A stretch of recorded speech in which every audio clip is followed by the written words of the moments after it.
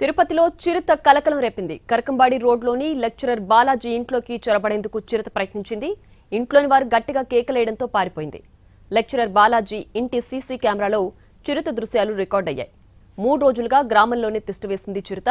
దీంతో వెంకటాపురం పరిసర గ్రామ ప్రజలు బెంబేలెత్తిపోతున్నారు.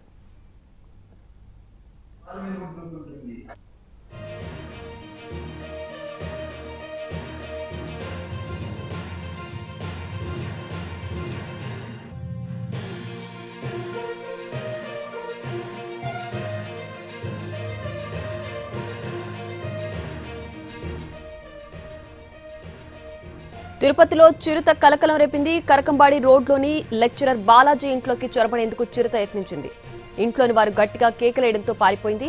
లెక్చరర్ బాలాజీ ఇంటి సీసీ కెమెరాలో చిరుత దృశ్యాలు రికార్డయ్యాయి. 3 రోజులుగా గ్రామంలోనే తిష్టవేసింది చిరుత. దీంతో వెంకటాపురం పరిసర గ్రామ ప్రజలు బెంబేలెత్తిపోతున్నారు.